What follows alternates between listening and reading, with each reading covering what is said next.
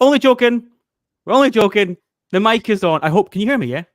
I can hear you. Yeah. Yeah, we should have stopped then and been like, we can't carry the bit. We're on. live. We're live again, everyone. Yeah. Welcome to Pure Dead PlayStation. We are here to talk about the state of play, and once again, Mr. Luke Steele is here. And privileged. It's been Lono. It's been a year since we last properly spoke on a podcast. We speak most days, but great to have you back. Wow, it hasn't been that long. It's been a whole year. Yeah, it's literally a year. Oh well, it's what a great anniversary then, right? Having you back on. I'll take that. I'll take that. I'm happy to be here. I actually remember that podcast. That was I had a great time with you guys. It was fun. Yeah, it was good. Yeah, it was good. And the accent thing was good as well. I remember you saying you had friends who are Irish. You were like, yeah, it's much and such the same.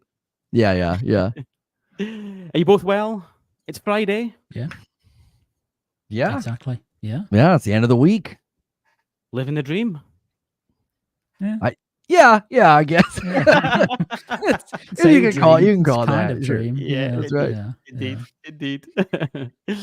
Good. Listen, we're on a tight schedule. Lono, appreciate you giving up your early evening in Kentucky as it is. I know you've got your kiddos and whatever else, and you've got commitments later because your producer Creature, unfortunately for him, has to play Foam Stars on your member stream. So, oh man, yeah.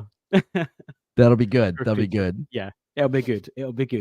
So listen, we're just going to dive right into this, and we'll start off. I just want to get both of your kind of headline thoughts on the state of play, kind of not going into too much detail, and then we'll go in game by game just see what you think. So Lono, listen, we'll start with you, mate. Kind of, what was your kind of headline thoughts last night?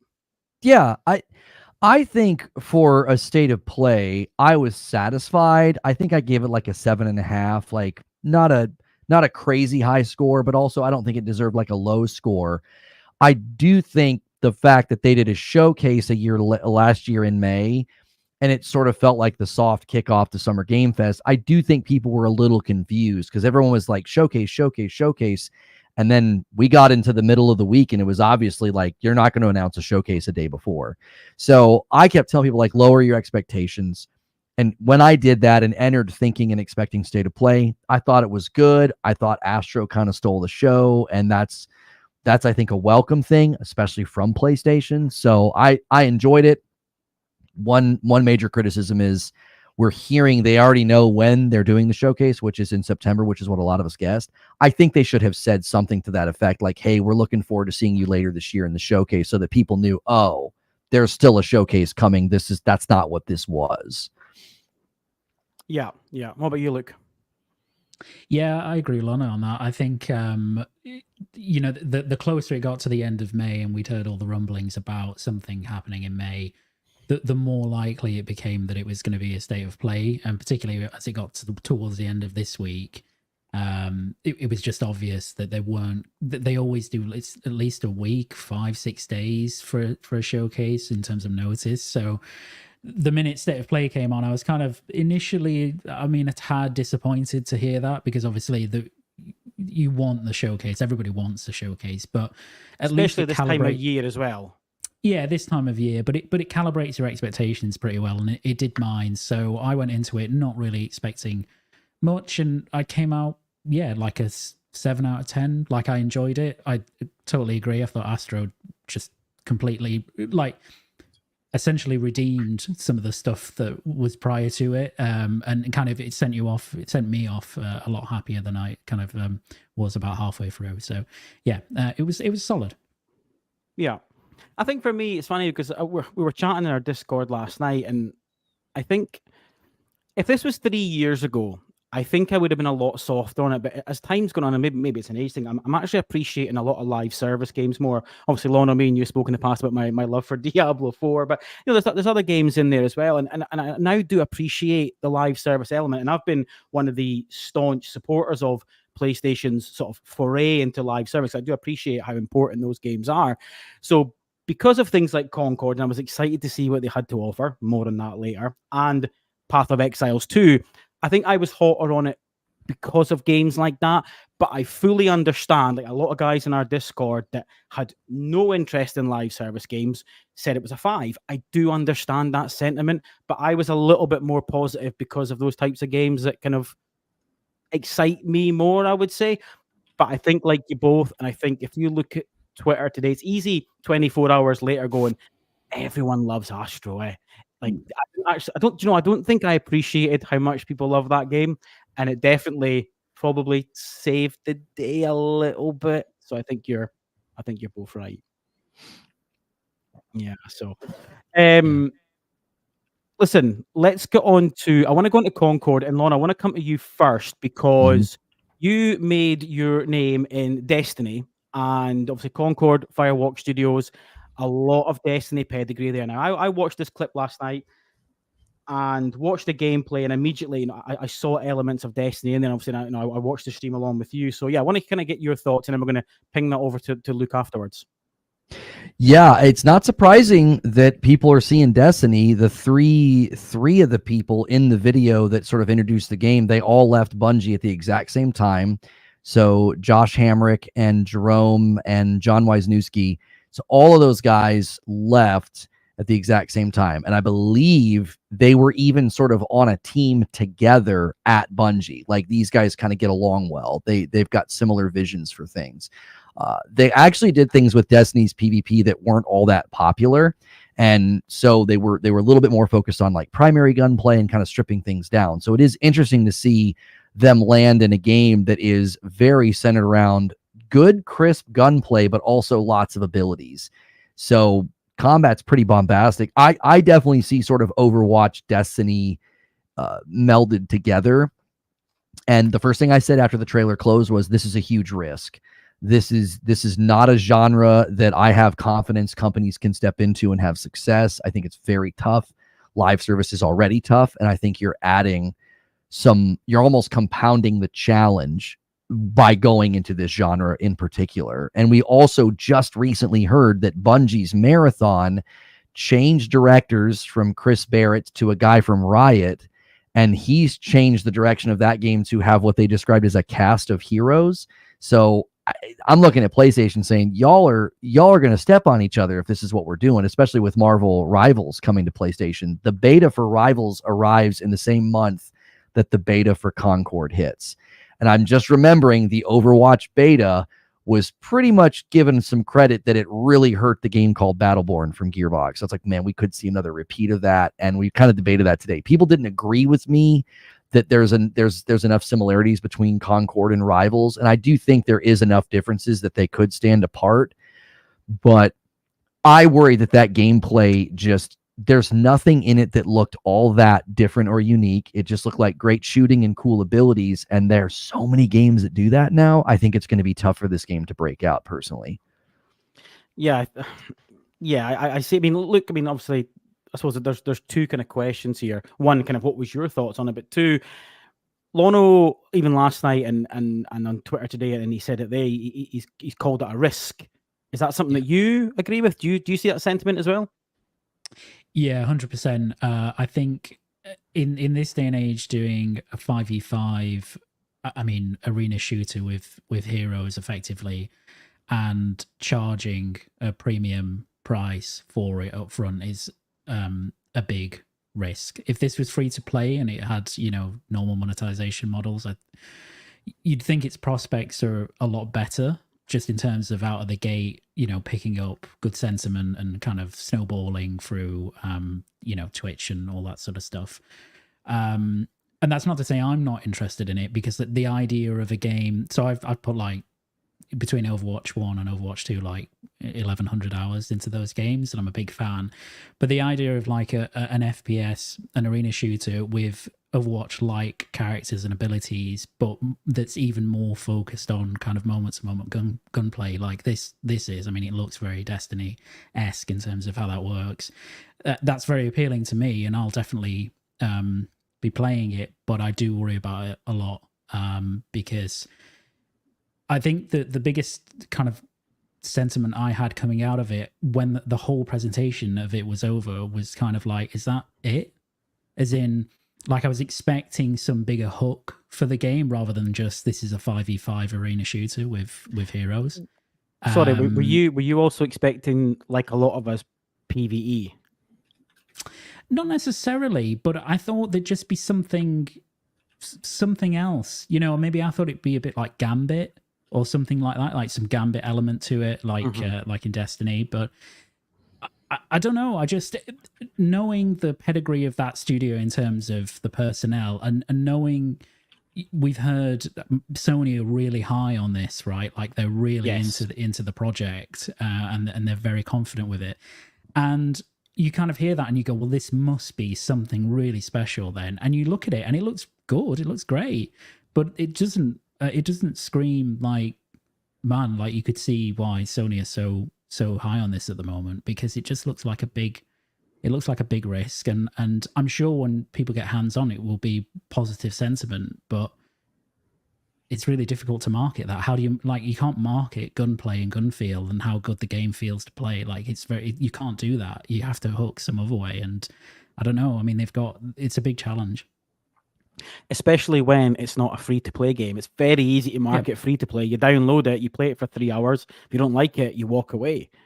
So that in itself is very difficult. But it's funny because you made a great point. I think we spoke about this earlier on this week, is that PlayStation backed this game. Now, we don't know obviously how far down the development was, but if you think in the last 12 months, they killed Spider-Man multiplayer, they killed factions.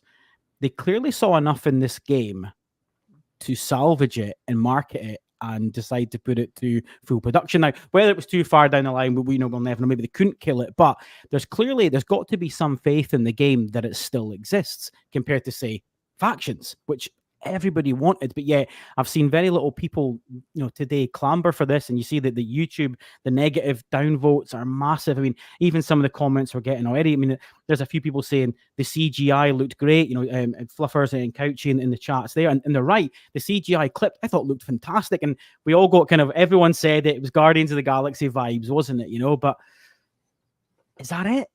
And it's a shame because I want to see more of this, and I know because they're putting so much faith in this game, I want it to do well, and I want to see exactly what it's got. But I'm really surprised at the lack of PvE. I really am.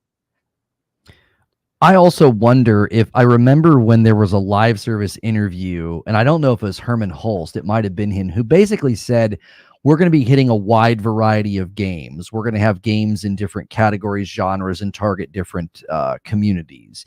And with the size of Firewalk, what does this game really need to do to be considered a success, right? Like, are they going to be able to say, well, we're getting a bit of, it doesn't need to be Helldivers 2. Like, remember what Helldivers 2 expectations were? They were very meager. Well, if Helldivers 2 expectations were meager and Sony was like, yes, go ahead with that, that's fine. This game could also have very meager expectations of having success. This could just be more effort from Sony to gather information, to kind of see what hits and what doesn't. And even Helldivers Explosion is now seeing a pretty significant slowdown. I think that's just always going to be the challenge with these games that are called forever games. It's like, how do you get people to keep coming back? It's very, very difficult. I think it's even more difficult with PvP because it starts to feel like you're always kind of having the same experience. Like Helldivers is more emergent and cinematic, and you're almost telling your own story with your buds and blowing each other up. And PvP, it's like either win or you lose. Like, it's kind of a binary experience. It's like somebody's either the 0 or somebody's the 1, and that's it. And that can get very, very static feeling and repetitive. But again, internally, they could be saying, if we see this amount of people playing and we get this much money, we chalk that up as a win. Because the budget for this game, I'd be interested to see what the budget is, given I don't think Firewalk is very big. So it's possible we may be thinking maybe our expectations are just too big because we're all like, oh, it's going to flop. It's going to flop. I would be curious because it looks like they're continuing to throw money behind Foam Stars. And it's like that game seemed like nobody liked it and they just keep doing stuff with it. So maybe there's something else at play here. Mm-hmm. Yeah, and they've committed to weekly content, and Solomon in the chat has said, about a lot of future content and updates, and they've said that there's going to be like weekly like dialogue or like story, and I guess it's story beats is trying to hook you in. If you love the story that much, you'll keep coming back. But ultimately, people want content, right? We want weekly content. It's not enough to come back and see how the character is developing. At some point, you go, well, I don't really care, So I don't know. Listen. Luke, on you go. No, I was going to say, I think that element is smart, if only because one of the big criticisms of Overwatch was that, you know, Blizzard would make these incredible shorts and they had this amazing universe of characters. But you rarely got to see them outside of a new hero reveal. And people really clamored for, you know, let me see some regular like story content in this PvP. So I'm glad that they're doing that. But as you say, it's not like if you log in and you get like a 2-minute short one week and then you log in, you get a 2-minute short the next week. It's like you're not going to be sticking around to see that develop. Do you know what I mean? Like it's not going to be enough. And look, they've said that they're going to have lots of maps and modes and heroes, and they'll keep it updated. But you know, I mean, that is at least somewhat conditional on how it does. Yeah, I mean, gut checking you both before we move on. Assuming that it's a £70 full retail game, just are either of you buying it at this moment in time? We've not seen any more, so just at this exact moment on Friday night, gut check. That says it all, doesn't it? Yeah, I don't think it's a $70 game. I think they would market it like Helldivers, $40. You know, Yep, could be. I think, because if it's just PvP, that's a hard sell in anyway. Like because a lot of the PvP games now have set the expectations that it's free. You know, and I think that's going to be. I like when a game is free. Like I like Fall Guys and I like Fortnite because if I'm trying to do like a community game night, it's like, yeah, anybody can go download and install. Let's all have some fun. I'll be honest. It looked fun. It really did. Like, yeah, it did. It did. Yep. If I can play and have some cool hero moments and blow some people up, slam the ground, throw some stuff, you know, and I don't feel like I'm getting in sweat boxes with skill-based matchmaking, that's something I can see myself playing every now and again. But I just worry that what you need for a game like this is you almost need it to get that Overwatch spark and then get into almost like esport territory, which if you don't get there, where's the staying power? Like what makes it stick and stay? Because if it's like you're saying with the cinematics, I'm thinking, well, maybe 52 weeks in a year.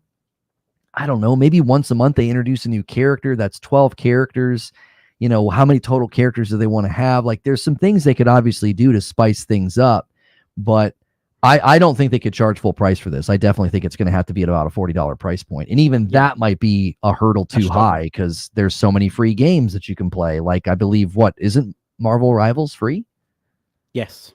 Yep. That's a problem, I think. Yeah. Which we'll come on to. More on that later. Good. Okay. Next up, listen, we then got the God of War Ragnarok announcement for PC. Now, we can move on from this very, very quickly, gentlemen. And I see you both laughing because I both know, I know how you both feel on this one. And we're not going to go there on this conversation. Do either of you have any comments that don't involve logins? Lono, just to put into context for you, so Luke lives in Jersey, which is an island off the coast of kind of France, and it's part of, I think it's a principality of UK. I suppose from you could kind of think of it like Puerto Rico as just as an example, right? Okay. But unfortunately for Luke, on Steam, PSN, he can't buy God of War on PC. Affected, the actual by the affected PSN. Yeah. So we're not going to get to that conversation and totally derail it. So we're going to bypass it. But if either of us have any comments on the PC, feel free to say them now, or we can awkwardly move on. I mean, go ahead, Luke. No, Lono, you go.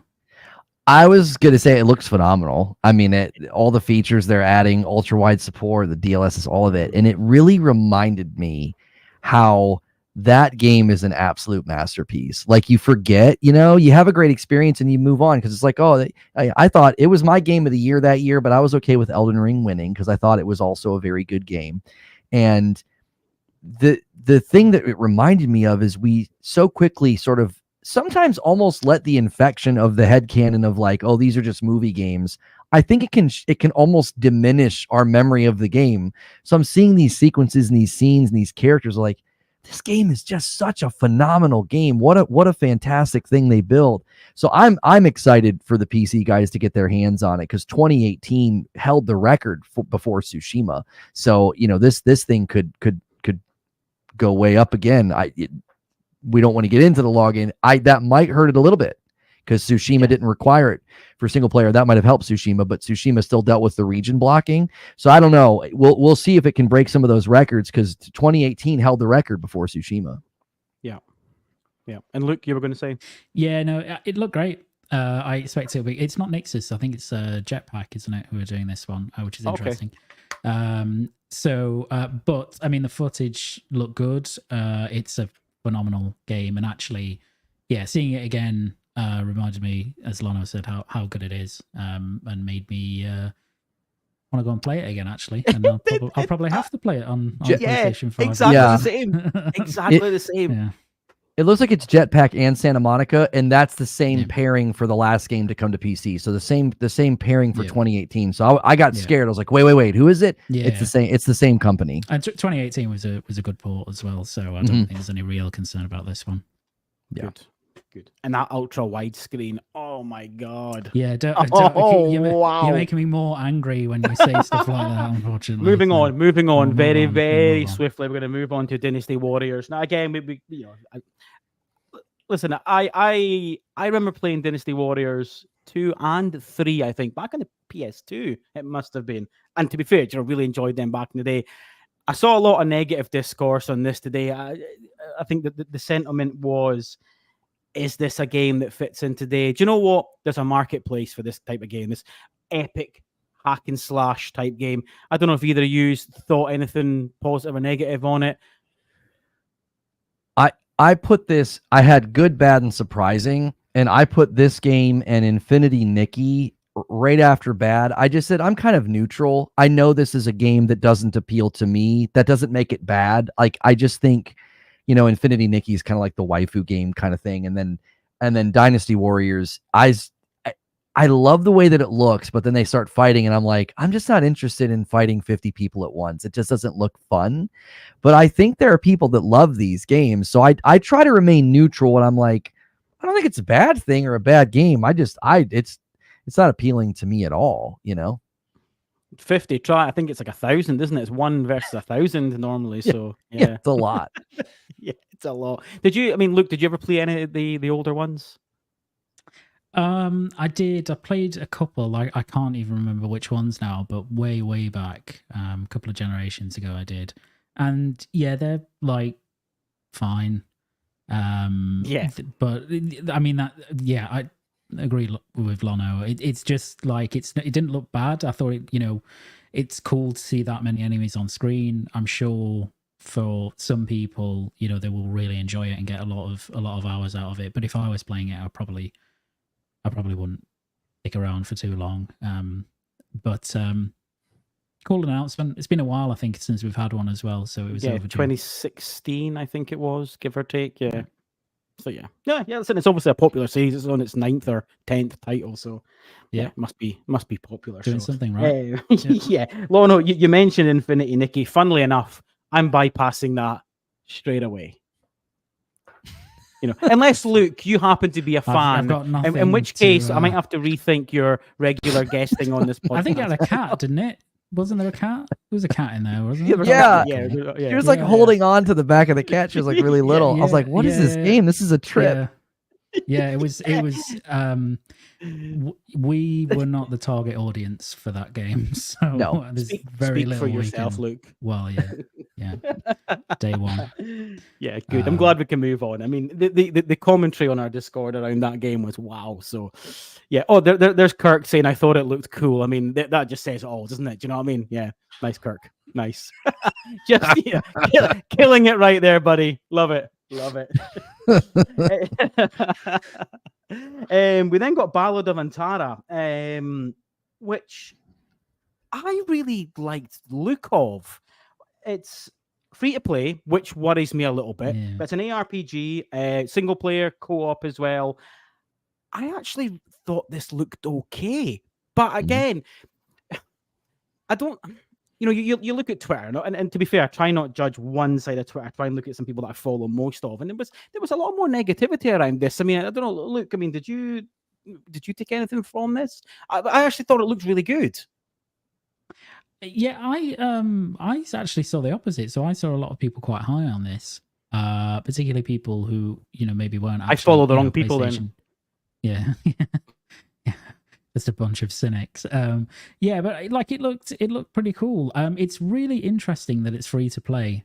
Like really, you would not guess that at all. Which makes me kind of approach it with some trepidation, I think, as to how that will work in terms of monetization. There are ARPGs like this out there, but art style and visuals and the Souls kind of emphasis look really cool. But I'd need to play it and then figure out how this will work when you're playing it. In terms of when it will ask you to give it money. Yeah. I mean, visually, we're looking there on the screen. I thought the visuals looked great. And I know if Chris is in the chat, he'll be saying, Dony, you always say that you're sick of these sort of faux Souls-like Far Eastern genres that all kind of merge and look the same. And I get that, do you know what? But you're always looking for, a unique selling point or a differentiator. And sometimes you do get that. Do you know what I mean? I did think visually this looked okay. A bit like Where Winds Meet, which we'll speak about later on. And as Kirk has said, you can't convince me that they're not the same game. I do get that. But I feel as though a lot of these games are all the same. Ronin, Wukong, things like that. I'm just a little bit meh on this whole genre at the moment. But yeah, Lono, please. Yeah, I'm seeing more Souls as well as more traditional RPG influence in this game than Where Winds Meet. Where Winds Meet reminds me more of like Tsushima and Ronin and Sekiro maybe. But this game, Ballad of Antara, I thought it had definitely more Souls influence, and they have indicated it's single player, but you can also play up to 3 people together. They've also indicated they have post-launch content that they will be delivering.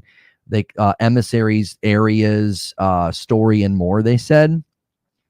So I looked into this one because I saw the free to play and it literally was like a record scratch. I was like, what? Like a giant open world action RPG free to play.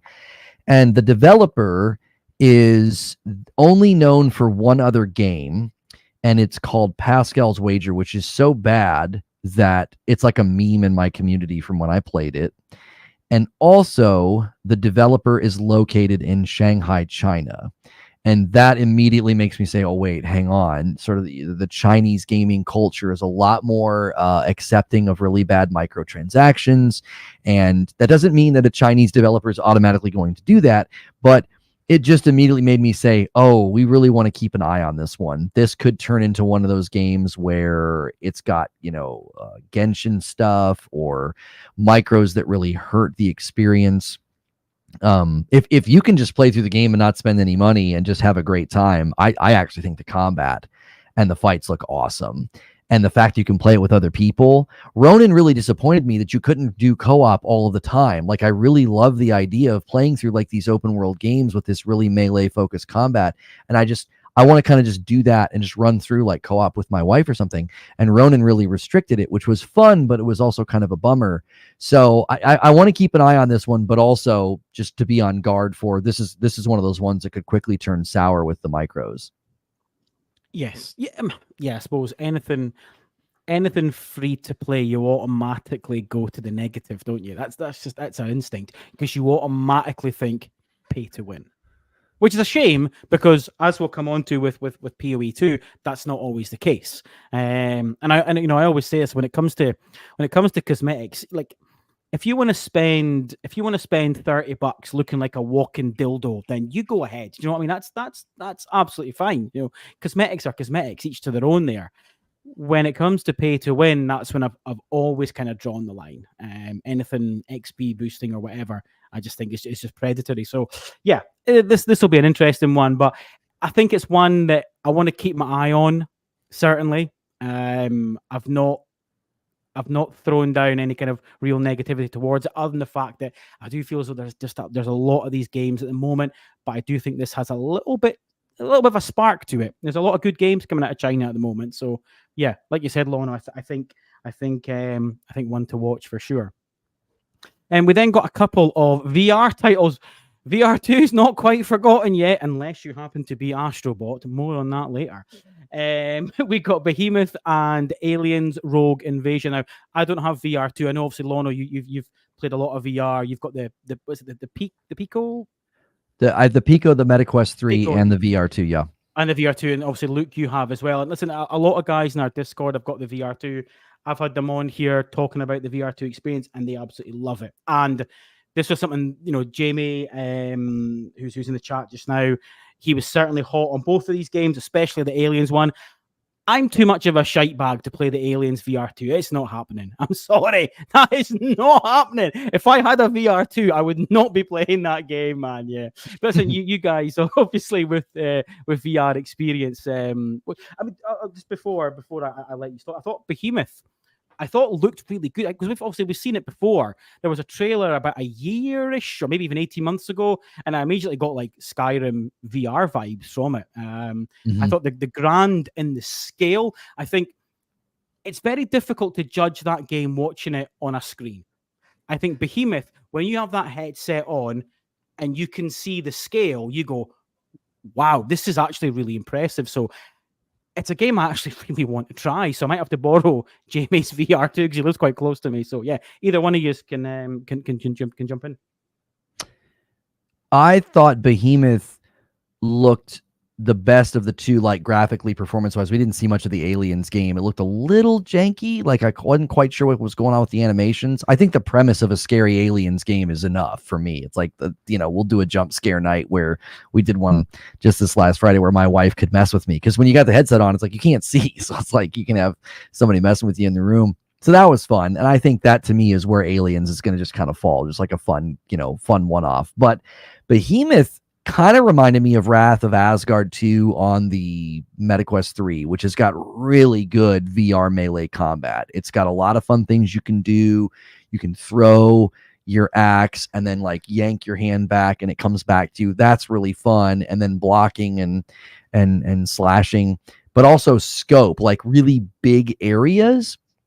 And that's what really struck me with Behemoth was like looking up. And I know and Luke can probably attest to this as well. When you're playing VR and you look around and then up, and there's this sense of enormity, that's a really great experience that you can't convey in a video. So that, as a VR player, when I saw the scope and the size of some of the enemies, I was like, that's going to feel really cool in a VR environment.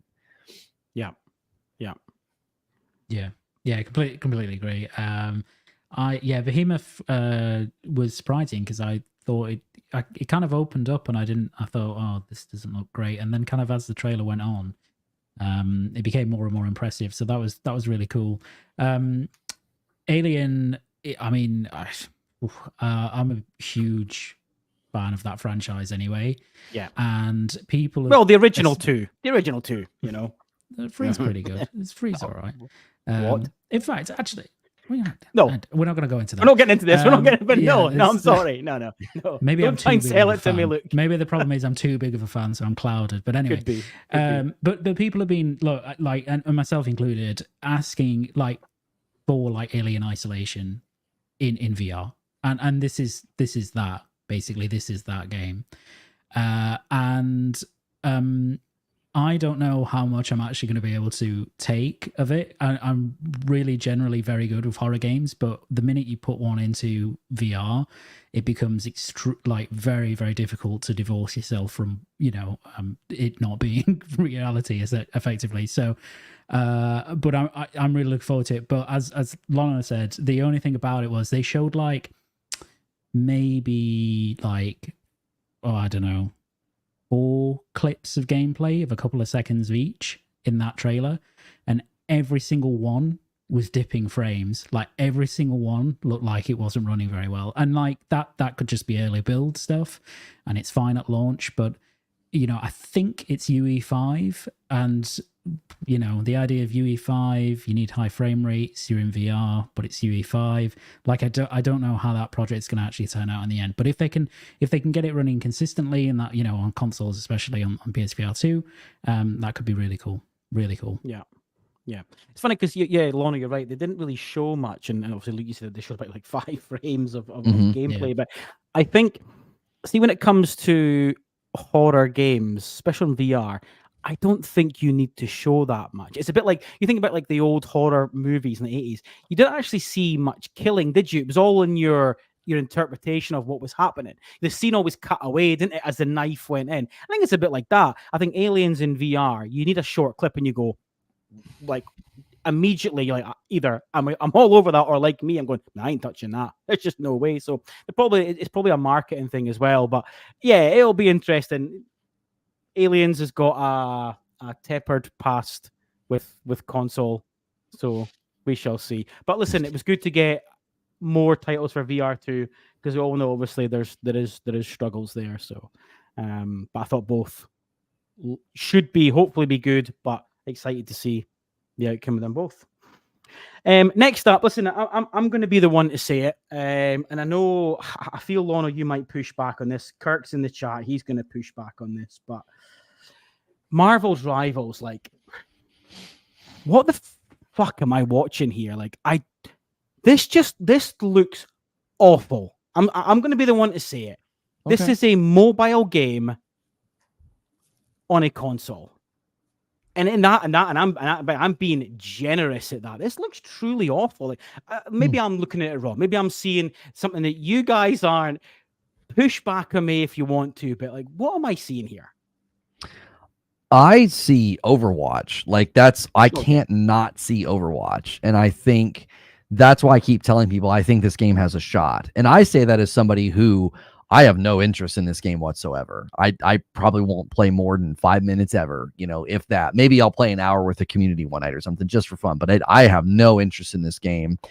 And I think that's why it has a chance, because I think there is a giant group of people that could flood into this game. We've seen other games kind of fall, and as they fall, another rises, right? We've seen that with like WoW, and then people kind of were migrating to Final Fantasy, and there are those times where you can kind of capitalize. And I don't think that's what they're trying to do. I don't think they were like, ooh, Overwatch is in a bad spot, let's capitalize. But the timing couldn't be better for them. Yeah. That, Overwatch 2 and the Overwatch community, they are not happy. And I think they'll also throw a ton of money at this. Like, it's Marvel, so they could really push. And if they start holding tournaments and they start trying to get esports involved, and you get some teams, I think this thing has a shot because of the name, because of the characters. It's like you can always change up the meta and add people. It just seems like they could really take this thing far. But that doesn't mean I'll ever play much at all. It just doesn't appeal to me. And I do think it has that mobile look, but I really think it more mimics Overwatch than like a mobile game in my estimation. But I do think Overwatch has a very, crisp, clean layout that does kind of feel like mobile games do typically. But I think that kind of works for that genre. You want everything to be very clean. You want to see the numbers and you want to see what's happening. That's kind of how those games are set up. Yeah, and before I jump to you, look, I think, Lono, you made a great point there. You said about, obviously, they'll throw money at it. I mean, I don't mean this with any disrespect, but obviously it's made by NetEase, isn't it? And I guess, or we know that production costs as well, what you get bang for your buck. So they could throw what could be deemed a lot of money, but in respect probably isn't. So there probably is benefits there as well. I think you've got a good point. Yeah, Luke. Yeah, I don't know if I'm interested in this. I mean, big Overwatch fan, and I don't play Overwatch now because I am dissatisfied with the state of the game. But I don't know if this is it. I mean, this is a slightly different kind of game because it's a third-person game, and I doubt Overwatch actually has an extremely high skill cap. Some people look at it and I don't think it does, but it does. It's really quite. It can be very difficult. I don't know how this will fare competitively, let's say, like how much of a competitive draw it will be, but on name alone and looks alone, I have absolutely no doubt that this will do well. Whether it will retain that audience over time is a different thing, but at least on launch, I think it'll do really well, because it's Marvel in a space where there's not that much competition nowadays. Like, there is competition in that area, but there are only, a couple of successes, and I think there's room for something else to come along that's slightly different, which this is. So yeah, I've got no doubt it will do well day one, because it's Marvel. Yeah, it's funny Marvel. Because if you look at the comments on this, so JC went, lol, I disagree, which I think he means he disagrees with me. Kirk then said, it's going absolutely blow up. You're insane. Predator agreed, so he agreed with me. James, Rivals looks utter gash. Solomon, I'll give Marvel Rivals a chance because it's Marvel. Predator Rivals gives me huge mobile vibes. So it's funny, you kind of got this kind of back and forward of opinions on it, which I think probably says it all, really. I'm very negative. You guys are a bit more diplomatic than I am. So, aye. Listen, I've no doubt the Marvel thing, but I look at this and go, do you know what? Lono, how old are your kids again? 10 and 8. 10 and 8, yeah. So I've got a boy who is 8 and obsessed with Fortnite. When I have my kids for the weekend, obsessed with Fortnite. I think he will love this game. I have no doubt about it. Mm-hmm. But I think that's, I don't know. Listen, we'll see. We'll see. We shall see. I maybe been a bit too negative on it, but we then got Where the Winds Meet. Again, we spoke about it, Ballad of Antara. This is another one that I'm almost being a hypocrite when I've complained about these types of games, but again, I just feel as though this game actually offered a little bit more in terms of visuals. I watched this and I got immediate Crouching Tiger, Hidden Dragon vibes, and sure enough, when I read the PlayStation blog, the directors of the game said that was an inspiration. I went, oh yeah, I got that straight away. So I think this looks good. We didn't see a huge amount of gameplay. We got a little bit. We did get some clips, but I'm always wanting to be negative about CGI trailers. But at least we got a little bit of gameplay. But yeah, Luke, I don't know. What did you take from this? Yeah, I thought it looked good. I think they had a beta recently that some people got invited to, and I saw someone streaming this. I can't remember who now. And it does look like it looks like in the trailer in terms of art style and visuals for the gameplay bits, etc. So it could be quite interesting. It certainly looks like the combat's very fast and fluid and fun. So I like it's piqued my curiosity. I'll keep an eye out for it because it could be one of those that it launches and actually it's really great. And equally, you can see these types of games coming out and it's like, oh, this isn't very good at all. Like this has, stuff wrong with it. But that shot there, that's just the visuals. So look at the visuals. They've just completely stolen that shot from Ghost of Tsushima. But anyway, but it looks cool. It looks cool. I'm interested. Yeah, Lono. Some of the footage I found on YouTube a while ago, because they reached out and they wanted me to do like a sponsored stream. It didn't work out because of the timing, because I was very interested because I had covered Rise of the Ronin. Ghost of Tsushima is one of my all-time favorite games. So it was a really good fit. A lot of the gameplay I've seen doesn't look that great. It looks a little dated. So when I saw this trailer, I kind of, this morning, people were like, oh, there was a ton of gameplay in the trailer. So I went back and I watched it and I was like, okay, there is, but it's hard to know. It's like, it's really fast. Some of the times it's like, are they souping up the graphics, or am I seeing something that's been like fully rendered? I always get a little nervous. And then people are like, well, a lot of the gameplay you saw on YouTube was probably the beta. And I was like, okay, that's fair. And if they're developing this for the PS5 like that, I took issue with the trailer because it's like, you're just telling me that you're building this for PS5. I don't like those kind of trailers. So I don't even have a release date or a release year. It's like, okay, great. Thanks for letting us know you're building a game. Those are better suited for press releases or tweets, not a state of play.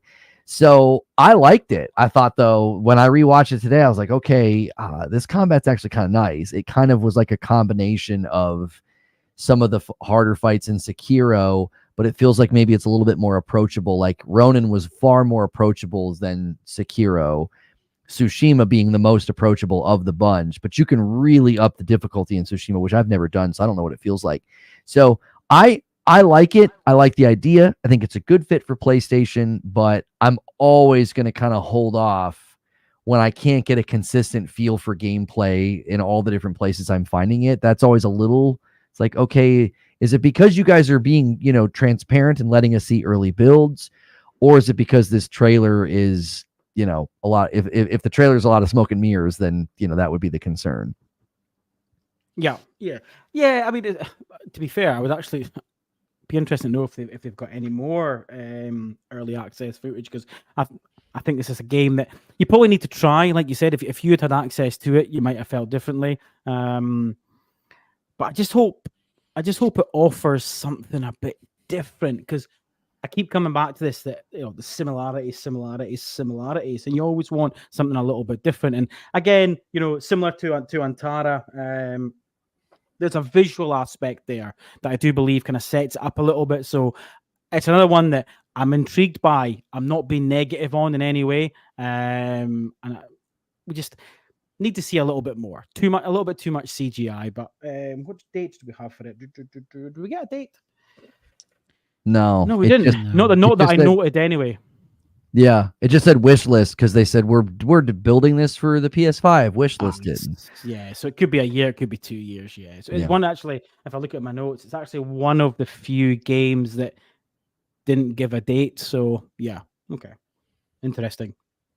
Next up, we then got the Until Dawn remake. Now, Craig on the main Pure Dead Gaming podcast, his take on this was, we absolutely do not need this. And you know what? I'm gonna push back a little bit, because I said it before, I'm a little bit of a shite bag when it comes to scary games, right? But I missed this game on launch, never played it, and I now want to play it. So it can't be that big of a miss or a mistake when you're attracting new audiences, and that is kind of the point, right? So listen, I actually think this actually looks really good. Like I said, I missed it originally. I thought the visuals, we know it's going to be a step up. I'm intrigued by this. I don't know, did either of you play Until Dawn at launch? Luke, did you play it? I did. Yeah, I loved it. Yeah, loved it. It was fantastic. Yeah, it's not normally my type of game, by the way. No, but it's like Until Dawn is it's. I don't want to say it's a parody of, because it's not, but it's a homage to like the 80s slasher films. And if you watch many of those now, they're not actually that scary, really. They're, because we've gone past that kind of genre to some extent. So when you actually play this, it's more just really entertaining. Like, there are jump scares in it, and I jumped in it and stuff, but it's more just a very entertaining, horror subgenre of a game, and it had a really good cast as well. And this one, I mean, at the time, the original was running on the Decima engine, actually, and it looked incredible. And I think this one's a new E5. It looks really great. They've slightly changed some of the color grading, and some of the characters look a tad different, but it looks really good. So I'm actually I'd get it. I'd probably pick it up again because I really enjoyed the first one. It's been long enough now since I played the last one that I can remember certain parts, but I'll still be somewhat surprised when I play it again. So yeah, I'd recommend it, because it's not it's not Alien Isolation, right? It's not gonna do you like that. So. Yeah, exactly. Yeah, I mean, a couple of comments in the chat. Fluffers is saying that if you've never played it, then fair dues, get into it. Just not one that he would go back to as good as it was at the first time. Jamie saying he'll definitely replay Until Dawn. So yeah, Jamie, as Luke says, more of a homage to the likes of Scream. I wouldn't say the likes of Scream, Jamie. This is more 80s. This is more Friday the 13th and Halloween than Scream. You're a little bit too young there, Jamie. So yeah, Lono. We've discovered that these games are perfect for streams with my wife, and we discovered that with The Quarry, which is just a great game. It's just awesome. Did you like The Quarry?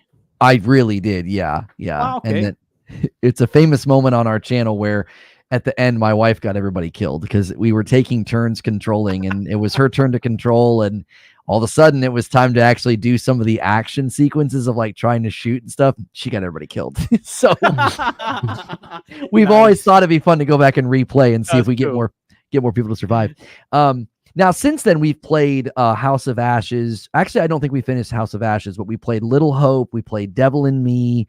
I don't think we finished Man of Medan or House of Ashes. Those are all Dark Pictures anthology games, which are very much the same as Until Dawn. Until Dawn is, I don't know timing here, but I think it's kind of considered one of the first.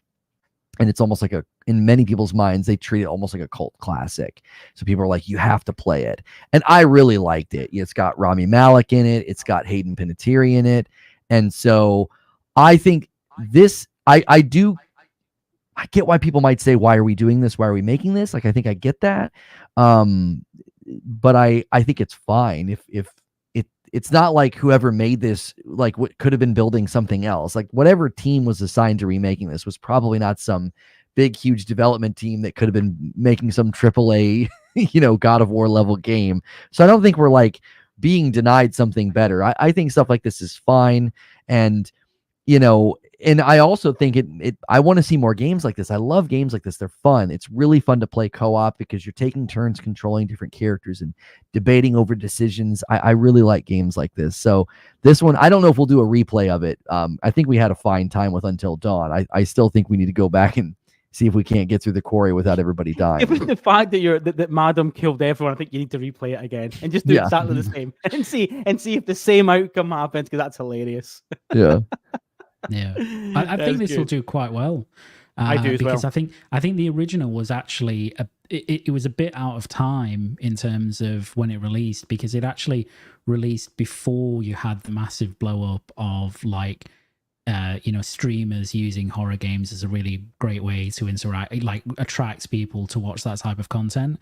And actually now that's really successful. So I think it's a good move to bring it back, because it really was, as Lono said, it's like kind of the original, quote unquote, in this kind of like subgenre. And I think the studio Ballistic Moon, who are quite new, and they're actually just made up of like a number of Supermassive Games staff, basically. So they're already familiar with the title, and I think if it does well, they'll probably greenlight a sequel. Yeah, good stuff.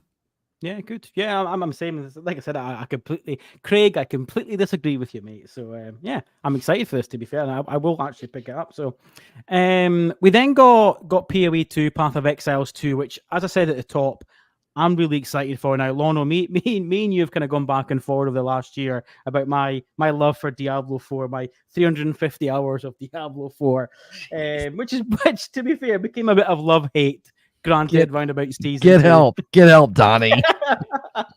Yeah, I know. I fucking love that game. But but a year ago, I'd never heard of Path of Exiles a year ago. Put my hands up there. But obviously, since then, obviously falling in love with Diablo 4 and then learning about PoE and then PoE 2, and obviously a lot of the sort of beta coverage that's been out there, I am so hyped for this game.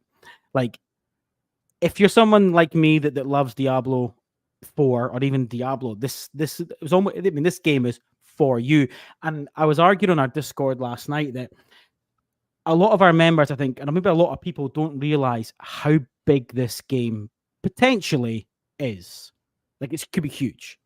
And the fact that it's coming to console, I think, was a bit of a surprise. Maybe, certainly 2. Obviously, 1's on console, but I don't think there was any early plans for 2 to be on console so early. But like, this game is huge. It comes to early access late 2024. When you look at it, I mean, the skill tree on it, I mean, I don't even know if I've got the capabilities, the mental capabilities to play this game. It's 1,500 skills, 100 bosses, 12 classes, 100 end game maps, 700 items. This game is massive, and it looks fantastic.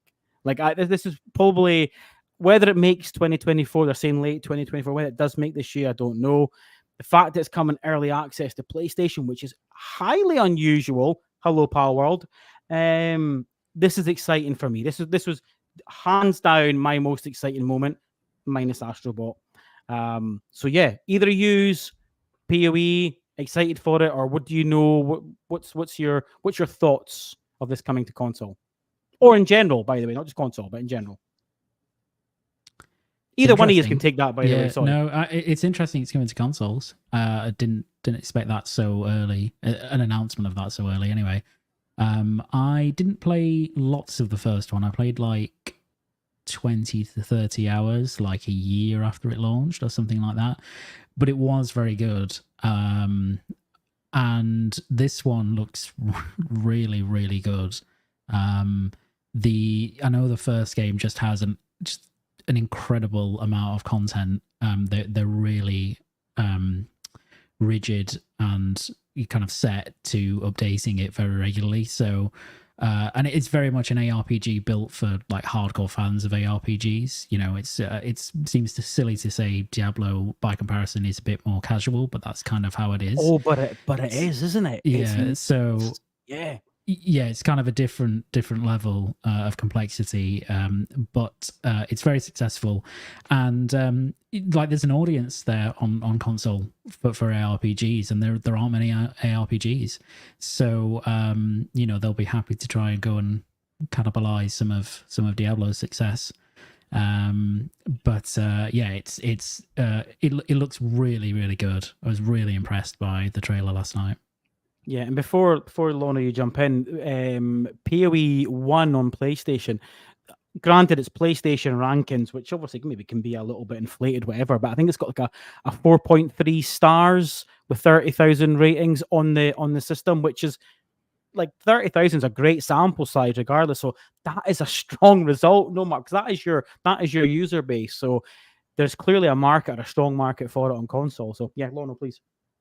Yeah, I'm really interested in this one because, you know, we've like you said, we've gone back and forth on Diablo. I've heard it's in a better spot, but my wife and I it's great. Yeah, we really fell off with that one, and we were really looking forward to it. So we may jump back in. But when I saw this, I immediately got excited. I was like, oh, this is one of the things that everybody sort of on the outside has said about Path of Exile is make it more approachable, right? It's the first game. There's all the memes about needing spreadsheets and the skill trees and everything else. And I know people say you can play the first Path of Exile very casually.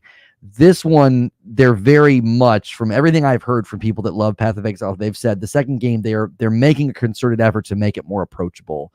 It's still going to have, I think, the depth for those hardcore players. But for maybe somebody like myself, you know, playing on the couch with my wife, that doesn't seem like it's going to be as big of a hurdle.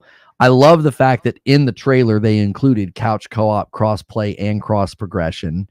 And it is slated to come to Xbox.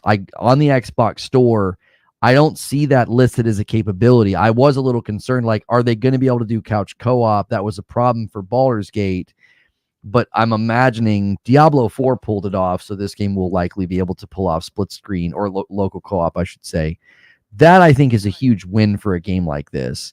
If you're going to ship a game like this to console, being able to create that accessibility for people to just play together, I think is a big win. So I was pumped. I included this as one of the good things from the showcase when I talked about it, because this game, everybody has been saying, is sort of setting its sights on Diablo.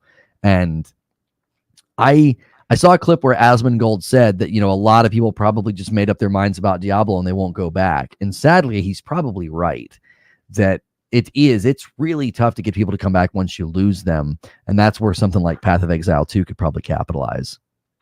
Yeah, it's got a massive opportunity now. I mean, like season 4 of Diablo is really good. Like, it is really good. And what they've set out now is now the future. It's not just a season content. It's now the future, and it is really good, I have to say. But there's still a massive opportunity because there's a lot of people that have gone, yeah, I'm not going back to Diablo. And the Path of Exiles, especially the Steam love is huge. Like, this is not some little AA game in the background that people don't know about. This shit is massive. Really excited for it.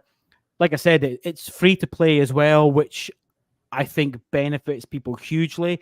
And if you look at the PlayStation blog today, and they made this abundantly clear, the game is free to play. It isn't and will never be pay to win. They make their money from cosmetics and from like skill flashes and shiny things in here. That's where all the money's made. This is literally, you can play this for free, the same as anybody else, no matter if you pump $100, $1,000 in. If you play it for free, you get the same experience, which is fantastic. So I am so pumped for this game, I have to say. So yeah. End of 2024. We'll see. I don't like when they say end. If they've said holiday, you go, okay. When you say end of 2024. I think we're all going, okay, that's April 25, right? You know? Yep. Yeah. Yep. Yeah. It's April. Hang on. It's April 25. When's GTA? September. April's fine. Yep. April. We're okay with April. Yep. That'll do. Good. We then moved on to Silent Hill 2 remake. Man. Yeah, this was okay. I had a roller coaster of emotions last night, I must say, watching that trailer and then watching the transmission. I've got 30 an minutes. interesting view on it. Yeah. Luke, I'll let you jump in first then. I must admit, we I don't know, Lono, we've got a gaming fantasy draft, a league thing where you pick games throughout the year and you try and score the highest in your game, obviously scores points and you win the league. And throughout that, you can also do a counter pick, which is a game that you think will do badly. Okay. And sometimes you can almost try and hedge your bets because you might pick a game that won't release this year, so you don't lose points. You won't gain points, but you won't lose points. Now, I have Silent Hill 2 on my counter pick, and I'm watching this stream last night. I'm like, yeah, I'm kind of glad I do. You know, if I lose points, it's going to be minimal. Yeah. Luke, please, on you go. Yeah, so man, like it's a really interesting project actually, because if you would have, like, I'm a massive fan of Silent Hill, particularly Silent Hill 2. And if you would have asked me before it was announced, you know, what team would you like to remake Silent Hill? The last choice would have been Bloober. I would have said, don't remake it if Bloober are going to make it, because like I've never clicked with any of their games. And so I went into the whole announcement, you know, last year, whenever it was, with like massive trepidation about the project in general. And the first showing was okay, like it was not too bad. And then they had that kind of shooty bang bang trailer last year, and it just kind of like really didn't look very good at all. And then the trailer last night in the PlayStation in the State of Play again looked a bit janky. You know, it didn't look quite right. The atmosphere seemed off. And so I came out of that really disappointed again. And I was just, you know, convinced that it wouldn't be good. But then I watched the transmission and I watched the gameplay, which is like 30 minutes, and I thought it looked a lot better. I thought I was quite surprised at how well they'd captured the atmosphere of the first game, because it's an incredibly difficult atmosphere to replicate. Like, it's very unique. And, you know, walking around the town and going into the hospital and stuff like that, like they kind of, I thought they nailed it, actually. I thought they did quite well. They got the fog right. The voice acting is kind of like good, but also a bit, you know, a bit hokey, but so was the first. Like, I mean, that was like one of the classic things about the first. And the combat, like, doesn't look particularly great. I mean, it's not on the level of something like RE2 Remake, but Silent Hill never had good combat anyway. Silent Hill's combat was very much an ancillary part of the entire experience. So, and it feels like that here as well. But I don't consider that necessarily a bad thing. It's just kind of part and parcel of the game. So I was really, really surprised with the gameplay footage, because I kind of went from, you know, thinking this is going to be really poor to thinking this has got a shot if the rest of the game can keep up as per that gameplay footage. So I'm cautiously optimistic about it now. I don't trust Bloober at all, and my whole thing with Bloober was like, just don't give them any element of the story to rewrite, any direction at all. Try and get it as rigid as possible. Carbon copy, trace it like as verbatim close as possible, because the minute that they start writing is the minute that game will fall apart. So I hope Konami have their kind of leash there.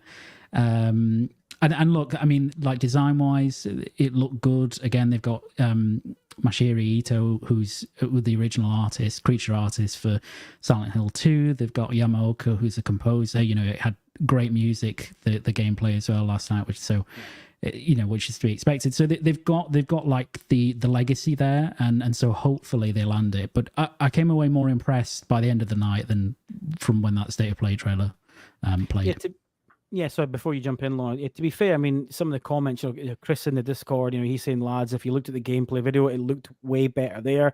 Couchy agreed. So I think, I think the consensus seems to be, although, Chris is saying it'll be a good 7.5, and there's a couple of agreements with that. I think, probably that 13-minute gameplay trailer afterwards probably helped it by the looks of things. Yep. But yeah, we'll see. Lono. Yeah, the the gameplay kind of betrayed me today because I wrote this monologue and had things to say about how it didn't look good. It looked really dated. I feel like the games really looked inconsistent. And so then I go to do my monologue and I've loaded up the gameplay trailer from the PlayStation channel. And as I'm talking, I'm looking at the trailer. I'm like, what the frick game is this? Like, this isn't the game that I saw last night. I'm like, what's going on? So I watched it back with the stream and I was like, this actually looks good. Like the reflections in the glass looked good. The street looked good. I was like, what is the deal here? Like that last night, it looked bad. It looked dated and the characters didn't look right. I was like, what's going on with this game? So I don't know why they're having difficulty with consistency in presentation. Maybe they are having to use older footage or something. I don't know why you would have that much gameplay to show after and then send State of Play, which is a larger viewership platform. I don't know why you would. Lono, Chris just said the same thing in the comments. He said the big issue was why not show that at the State of Play where there's more eyes on it. Yeah, or at least some of it, like just a little bit. You could say, hey, if you want to see more, we're doing a deep dive later. Because that's how I knew the State of Play was going to be Thursday. I was like, oh, I bet you the Silent Hill thing that was scheduled like early in the week, and I was like, oh, I bet you they're going on after State of Play. And I was like, why wouldn't you show that and say, hey, you want to see more? We're doing a deep dive later. Because what they showed, I was like, I don't know who cleared that. It looked bad. The only thing I could think is that PlayStation put together that State of Play as a video a while ago. And so they said, hey, here's your deadline to send us footage. So they sent footage that was just not as polished or as ready. And that's why they wanted to have that event. They're like, oh my gosh, the stuff we send is not that good. We need to have our own event. We need to have more gameplay hit at the same time because hopefully that can help. Because now that's the narrative is everybody kept telling me, they're like, go watch the gameplay. It's so much better. And I did. And I was like, oh my word, it's like a different game. So that to me gives me some confidence that like, okay, maybe they were able to spit shine this thing up and make it look a lot better. Because the first couple times we saw this game, I thought this looks incredible. And then it slowly felt like it was degrading. And I was like, oh no, here we go. We got fooled. And then I think the gameplay looks very good. It doesn't look, it's over a 20-year-old game. And I was saying, if you're going to remake a game from 20 years ago, you really need to bring it all the way up, like take it all the way up and make it look next gen. And what we saw in the gameplay, I think is closer to that. Yeah. Yeah. I think as well, one of the difficulties, and I think it's a game that doesn't show well in trailers because the weakest part of it is combat. But because you've got, marketing, you've got to show all the boom, boom, bang, bang stuff to get people interested. It's really hard to show actually where Silent Hill as a franchise is at its absolute best, which is just exploring the environment and being immersed in the atmosphere of it and the tension of it all. And the gameplay footage does that, and then you're like, oh yeah, exactly, this is exactly what a remake of this game should be. And it's got some combat, but even that looks better in the gameplay trailer. But it's a very hard game to show through like a minute and a half trailer, because you can't show James walking the streets of Silent Hill for 90 seconds because people will be like, what the fuck is this? Like, I'm not interested in that. They where's the shotgun? But actually it's about the atmosphere of it all. So the gameplay trailer did assuage a lot of my fears about it. So I am more optimistic. Yeah, good. Yeah, I mean, there's been a couple of comments already about Dony won't play this. I want to play it. I really do. I want to play it. I might be persuaded near the time, shall we say? Could be a good laugh. It might do a stream, Lono. Do it. Listen. If people want you to get scared and really be on edge, make them pay for that. All right. That if you're gonna suffer, at least make people pay to get access to that. Indeed. Second last, we then got Monster Hunter Wilds. I'll be honest with you, lads. I've never played Monster Hunter before. I've always been. I have. Do you know what? I have wanted to dive in because it looks as though it's my kind of game. I was a bit up and down on this trailer. I thought at times the trailer looked okay, and at times I thought, wow, this looks like not even like a PS4 game, but a PS3 game. And then it would then show one of the monsters, and you go, that looks fantastic in terms of fidelity, in terms of graphics, in terms of design. So I was very kind of hot and cold on this, and I'm not quite sure how to feel about it. Now I know this will be massive because I appreciate Monster Hunter Monhunt has got a massive following. I get all that, but I'm always, when I watch these shows and I watch state of play showcases, summer games or whatever, I'm always intrigued by games that I ordinarily wouldn't be interested in, i.e. Until Dawn remake. So I want to have a reason to play this and enjoy it. And there's little bits of it. I'm like, yeah, listen, this looks great, but was it just a bad trailer? Was it maybe a bit too early? Because again, date-wise, it just said 2025. Was it a little bit too early to show this? Is that what we're getting here? Or am I off the mark and you guys thought this was fantastic and I'm way out of line? I thought similar things. There were times where it was almost like they were having to lower the fidelity of the environments because there were so many big mons on the screen, almost like they have like this dynamic environment thing going on. It was like sometimes I would look at the ground and be like, well, the ground has no texture, no shading. What's going on? And they'd have these huge monsters. There were other times as well where it almost seemed like the mons were they were being animated at a lower frame rate than the game. They looked almost like stop motion. It was really weird. It was cool, but it was also like, is that on purpose? Is that a problem? What is this game having a performance issue or something? So I was very much, as you described, as like hot and cold. I was doing the same thing, kind of waffling back and forth as to why are some of the environments and enemies look so great, and then other times it would look like, wait a minute, what's going on here? This looks like something's wrong. So I have never been a huge Monhunt guy either. I can respect and appreciate the depth and just how much you can do with these games. It's just never really hooked me. The combat tends to, that was a really great shot to show what I was talking about. It was like almost once the lightning finished, all detail on the ground just vanished. It was like, where'd the ground go? But then this toad guy just looks awesome. Yeah, like, look, that's detail. awesome. That is such a great design. Look at it. Like, that is superb, Yeah.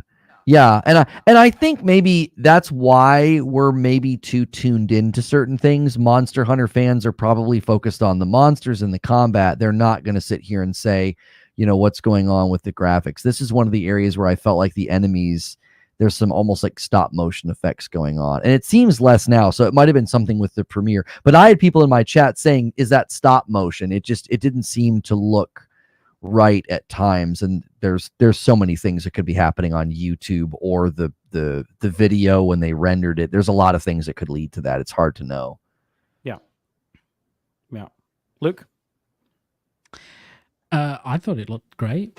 I was really impressed. I think I went in with somewhat lowered expectations based on the last trailer, which didn't really show much at all. But the bits it did show, I kind of came out of that and was a bit different on it. I am a Monster Hunter fan. I wouldn't say I'm a huge Monster Hunter fan, but so I came into this one with lowered expectations. But I thought, I completely agree that the actual monster design is spectacular, and not just the design, but actually the fidelity of those in real time is incredibly impressive. Like the huge bear, weird creature-esque one with the fur, like kind of waving as it moves.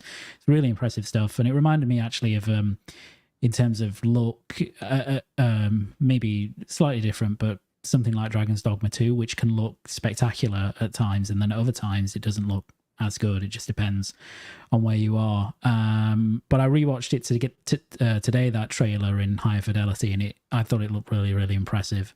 And it's a way off, right? So it's Capcom who are on an absolute tear at the moment. It's RE Engine. It'll come out. It'll be hugely successful. It will be critically acclaimed, and Yeah. a lot of people will buy it. So, and I'll probably be one of them because I think it looks really good. Good. No, that's good. I'm hoping to be proved wrong on this one. So, yeah, I mean, 2025 could be a year out. We shall see. We shall see. Gents, lastly, the star of the show, probably one of the worst kept secrets of recent times. We then got a look at Astro Bot, which it's funny because Astro Bot wasn't immediately popular really until probably VR, and then the free to play, PlayStation 5 preloaded version of the game, and everyone has fallen in love with this little guy. We got the show. We got the showing of it. September the 6th it comes out. They're saying it's got 6 galaxies, 80 levels. Like, this is a massive game. And I think I saw some tweets earlier on that one of the producers was saying this is not a little, not even so much an introduction to PlayStation. This is a full-on game. Basically, we're prepping you for $70 price range. That's what they were doing, But listen, from start to finish, between the level designs, the throwbacks, the PlayStation loving, the music, this looks unbelievable. And I've not seen a single complaint all day. Even Xbox fans were going, this looks great. This looks great. No one has an issue with it. So really excited for it. Like, our Discord, everyone is loving this. So yeah, guys, please, either one of you want to take it away. Lono, you go. Oh, okay. I went first last time. I was gonna let you go. Lono, you're being a go gentleman. for I it, like go that. for It was it. nice. That was nice. Yeah, I was like, I went first last time. Yeah. No, this thing stole the show. Like, it did. And the thing was, I played Astro's Playroom and thought, this is cool. What a great way, to show off the tech. Both my kids loved it. They both have played it and they really liked it. So I was leery when I heard, like, oh, this is potentially going to be the first party studio game. Because when they said in the blog, oh, there's first party studio games, plural, coming later this year, I thought, oh, Concord plus probably Astro. So I was very leery. I was like, I don't know. Like, these games are fun. But then I watched the trailer and then I watched it again. And I thought, this just harkens back to games that are so fun to play. It really reminded me of Mario Galaxy 1 and 2. The boss fights especially. I remember the boss fights in Mario Galaxy 1 and 2 just being so fun.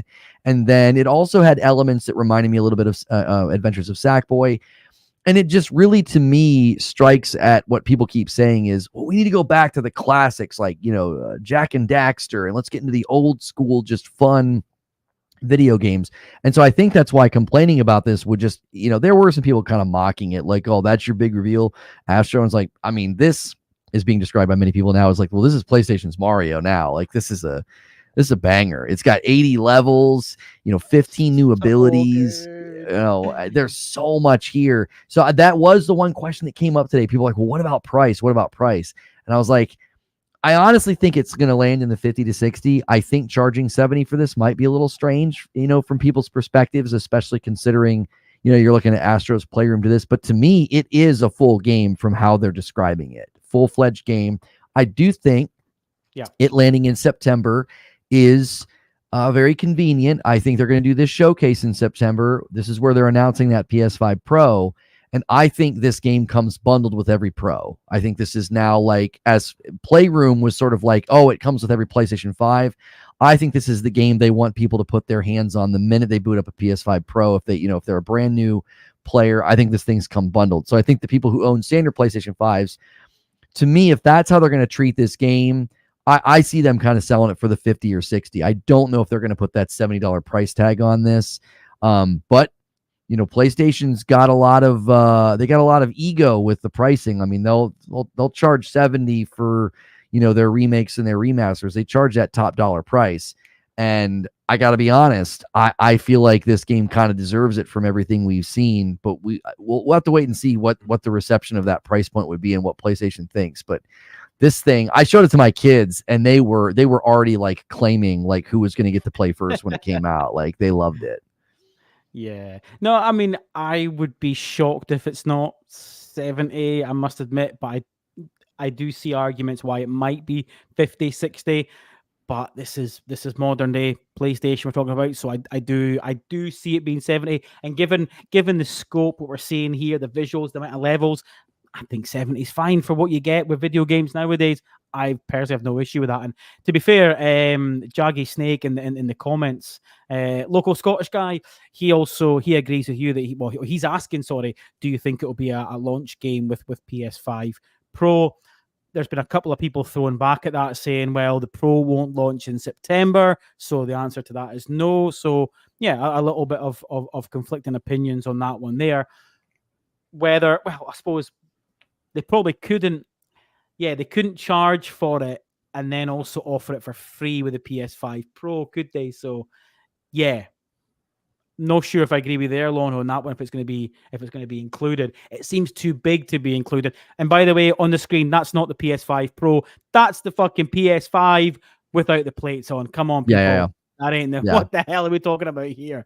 Come on. Well, he could just be the first bundle then. Like I hear what people are saying. Like he could be like the first bundle, because they do like to bundle their games. I saw this trailer and I saw it hitting in September, and I'm thinking, oh yeah, they're going to package this with the Pro. They're going to bring him back out during that showcase and say, hey, we're going to bundle this with the Pro, or it comes with the Pro or something like that. But then the people who own PlayStation 5s already, they can jump in and buy it and just enjoy it. I think that, that works. Yeah. Luke, before I get your impressions of what you saw, I've got a kind of second question for you now, and I was going to ask this anyway, but Jamie in the chat has jumped in there and he says the lack of VR support is disappointing, but that's only negative for me. This looks so good, very polished, just fun, old school platformer, blah blah blah. But yeah, so my question was going to be, and like I said, Jamie's put it in there, the lack of VR support. Craig on the main podcast that came out this morning kind of said it best. He was like, that is shocking. Like he was like really annoyed. Like, what does that say about VR2? What does that say about PlayStation's interpretation or their feelings on it? Or do we just go, well, it was never in the plans anyway. This is a full game. Shut the fuck up. Take it away. Yeah, I mean, it's an interesting question. It's hard to answer it without knowing what their ambitions for this game were, and in terms of development in particular, like how much would a VR version have taken away from what they're actually trying to create?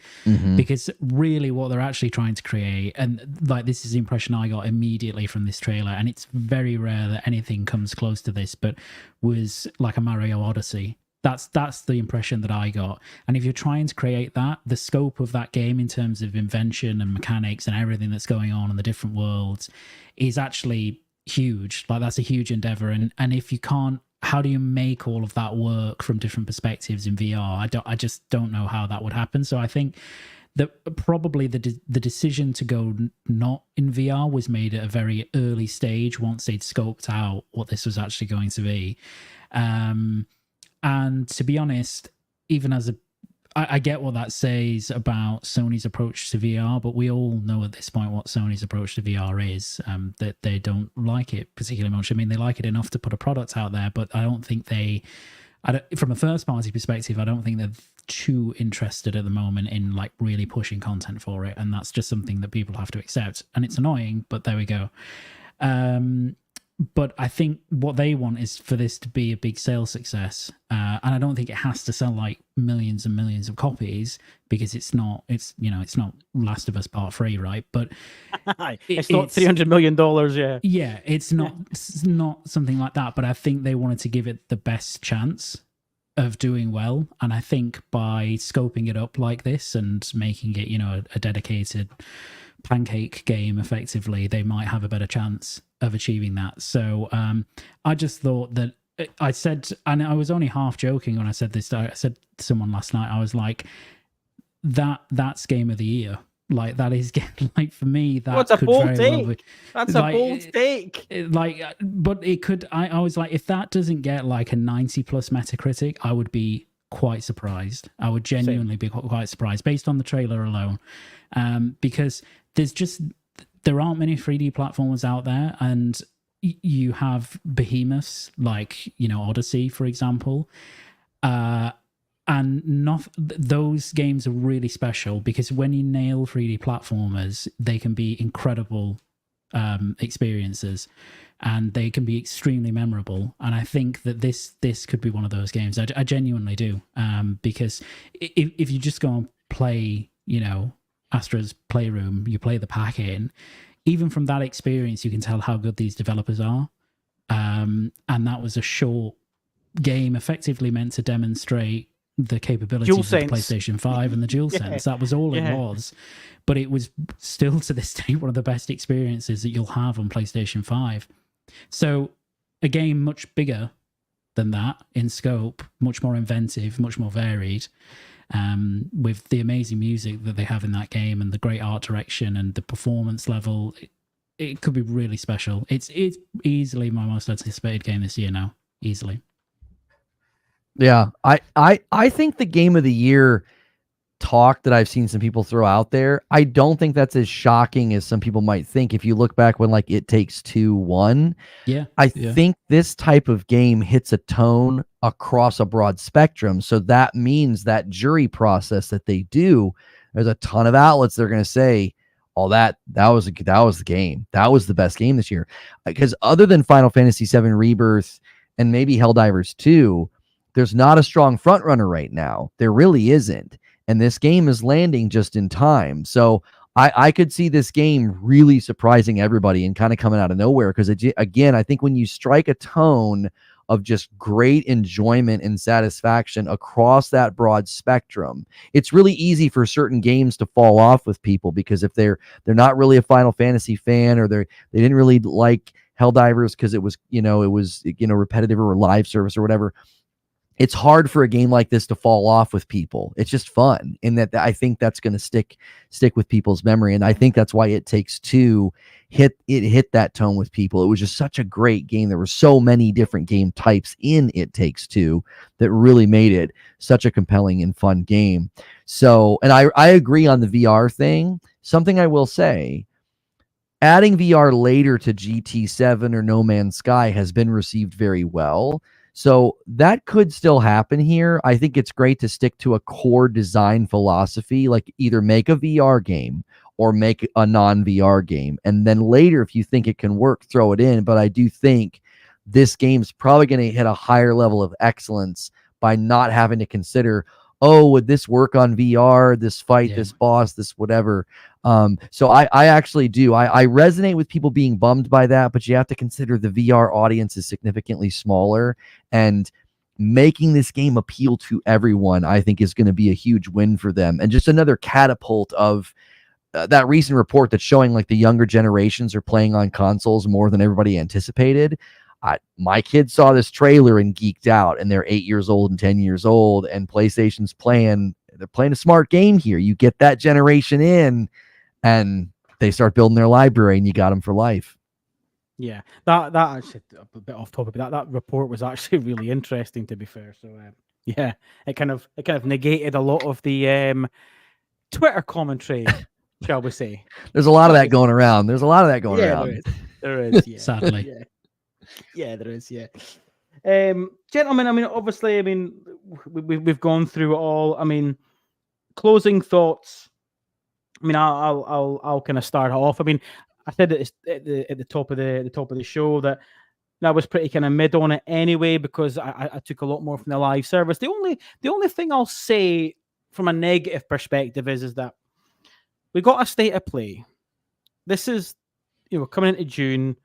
This is effectively, we'll call it the E3 period for argument's sake. We've got Summer Games Fest coming. We've got the Xbox Showcase, which I'm sure will be massive because it needs to be.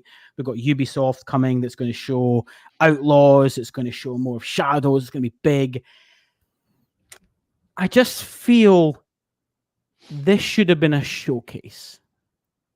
And I feel a little bit flat. Mm-hmm. because of the time of year. See if this was 3 months ago, I wouldn't give a shit. But I feel as though coming into Summer Games Fest, E3 territory, it should have been a showcase. It should have hit a little bit harder. But that being said, as a state of play, like I said, I gave it, I would say it was a 7 out of 10. I was pretty hot on it because of my live service feelings on it. But I still have that thing just lingering over me that time of year, we've got Summer Games Fest a week today. Yeah, next Friday. Yeah.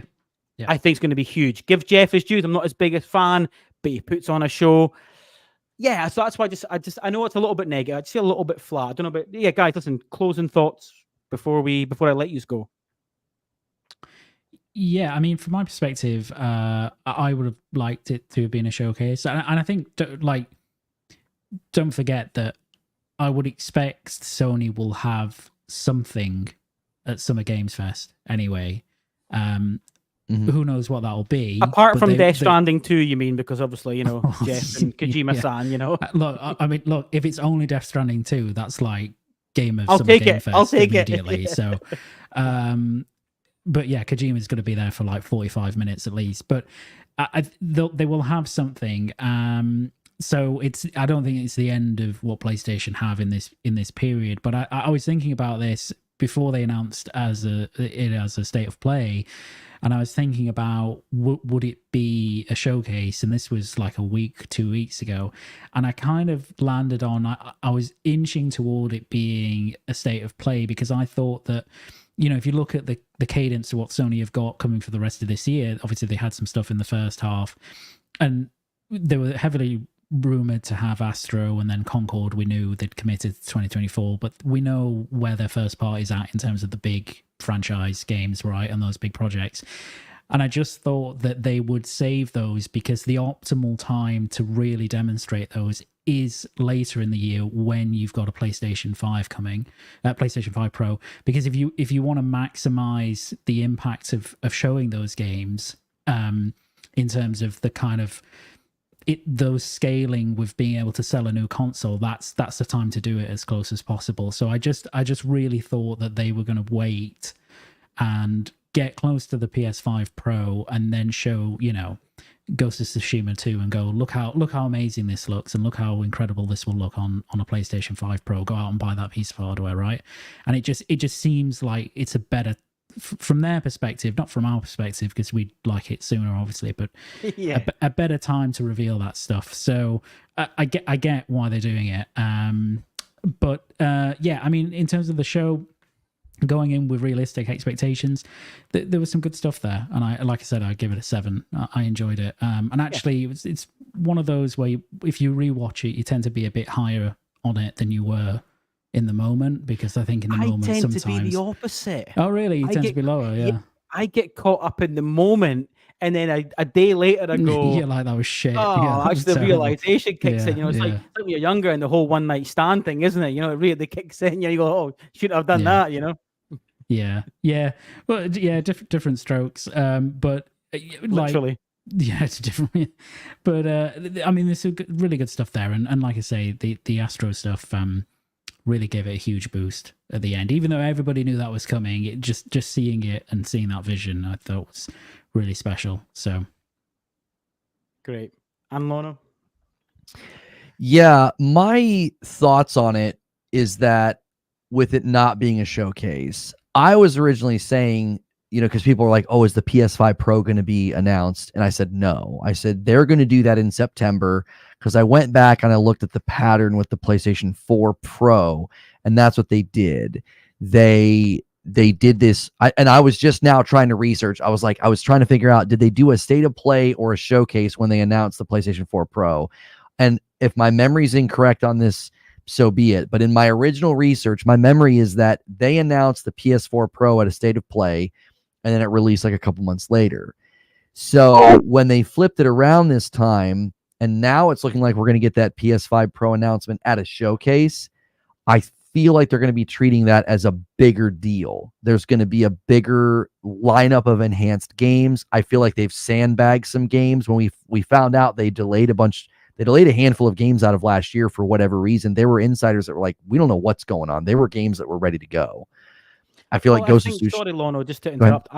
I think a year ago, I think you made a really, really good point where you said that from PlayStation's perspective, like because we had such a delay of consoles because of COVID and lockdown, that the market saturation was so small. It was almost like, well, why release our game to 20 million PS5s when we could wait a year and release it to 40 million? So there could be a bit of that as well. I remember you making that point, which I always thought was, do you know what? There's probably a little bit of psychology there as well. And sorry to interrupt, but Chris was saying that when they released the PS4 Pro, state of play showcases weren't really a thing back then, but yeah, they did reveal the Pro back in September. That's why you couldn't find it. Okay. Yeah, it was revealed in September. The timing was that September, and then a couple months later, they were actually shipping them. And so I thought, oh, that's what they're going to do this year. And now we're hearing, Detective Seeds is like, he said, I've got 2 people from PlayStation that have told me it's September. That's when the showcase is. And I'm like, oh, well, that means they're treating this Pro as a far bigger deal than the last Pro. And that's possibly why Tsushima, I think, is one of the games. That's just my gut tells me that's going to be one of the games that they really want to drop as part of that showcase, part of the, hey, next year, this is a PS5 Pro enhanced game and it's new. And then that's going to really motivate people to either upgrade or pre-order the Pro. So I think it makes sense for them to have done a state of play. I think that's back to what I said at the opening of this podcast. They should have just said, hey, we can't wait to share more later this year at our showcase. And that communicates to people, oh, this isn't a showcase. This is the state of play. There's more coming. And there was a report today from Insider Gaming that it's been claimed that PlayStation will be making announcements during Summer Game Fest. I would say one of those is possibly Spider-Man 2 DLC, because they gave Keighley the Spider-Man 2 release date last year, because everyone was like, what's the release date of Spider-Man? And then we got it from Keighley during Summer Game Fest. So they might give him that as like, because I think that's a likely thing that's around the corner, some DLC for Spidey. And that would be a great thing to tie into your Pro if that's one of the other enhanced games. So I do fault them a little bit for that, is that would have been better on the expectation setting, because this was kind of viewed as the soft kickoff again. They love to do this late May thing where, for whatever reason, Sony still has this aversion to, they backed out of E3 and now they don't want to fully be integrated into Summer Game Fest. It's like, why wouldn't you just make your state of play? Ubisoft does UB Forward and Xbox does their showcase, and then there's the PC game show. And Sony still is just like, no, we're not going to do that. We're not going to do our show alongside everybody else. They've got that stubborn, I think there's a little bit of pride there. I think they like to separate and kind of have their own thing. So that's why I think you're going to consistently see them say end of May is our time, and then everybody else can talk. And I think that causes that separation. So the PS5 Pro announcement in that showcase, I think we're going to finally get a steady cadence of announcements and maybe a bit of a barrage of first party, because Buddy has the first party been quiet. They're very, very quiet for a long time. And I think we're going to see that cadence maybe start to pick up, because we're entering second half of the PS5. Now is when things tend to speed up and get better. Yeah. And as well, obviously, at the end of the financials, and as well at the end of last quarter's financials, they spoke about, or they told us that there's no major first party games coming, or known first party games coming, so we know that, but that doesn't mean you don't start to see the train of hype towards the end of the year, particularly as you get towards holiday season, where the hype starts to build for sure. I think you're right. And I think between September and December, between potential showcases, and listen, if Seeds has said that's the date, and he is adamant, listen, I think we take that and go, listen, I'm pretty confident of that. Between the PS5 Pro, there's a lot of positivity there, for sure. Grand. Listen, gentlemen, we kind of kept it on time. We're a little bit over, but we did okay. We did okay. Thank you both. If either of you have any more to say, if not, Luke, you can start signing us off, but I think we're good. Yeah. Pleasure to be here. Yeah. Great with chatting with you, Dony, as usual, and Lono. Great to chat with you as well. Really enjoyed that. So just go follow me at Luke Steele 90 on X, and that's it really. And get ready for the barrage of Astro tweets that I'm going to roll out over the coming 6 months. Good. And obviously, Lono, listen, Reforge Gaming is you know, I've followed you for over a year now. Really respect what you do over there. Your daily feeds, your member community, it's fantastic, man. Listen, sign us off, and listen, I know a lot of your guys are in this chat as well, by the way. Thank you guys for coming in, and hope you enjoyed our chat. But yeah, listen, Lono, please sign us off. Sign us off. You want me just to do like where they can find me, or you want me to do the just do your plugs, whatever you you plug whatever you want, mate. Do you want me to do the outro to your show? I don't know what the outro is. You plug your shit, man. I'll do the outro afterwards. You plug your shit. Okay, yeah, sure. It's Reforge Gaming. If they want to follow me on Twitter, if they want to follow me on YouTube, Reforge Gaming, appreciate it. We do daily uploads and talk shows, and we have a good time. So, and I'm hanging out with the members tonight. It's going to be fun. Yeah, and I said at the top as well. His producer Creature, who detests Foam Stars, has to play Foam Stars tonight because they reached a member goal. So yeah, it's gonna be. He hates that shit, man. It's gonna be hilarious. So yeah, it'll be good. Listen. Give Lono a follow. And listen, thank you very much, everyone, for tuning in. And as usual, listen, you'll get me every fortnight on the PlayStation channel. You get the usual Pure Dead Gaming every Friday. You get Pure Dead Xbox every month.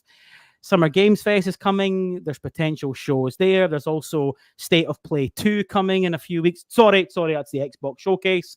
And yeah, thank you all very much, and good night.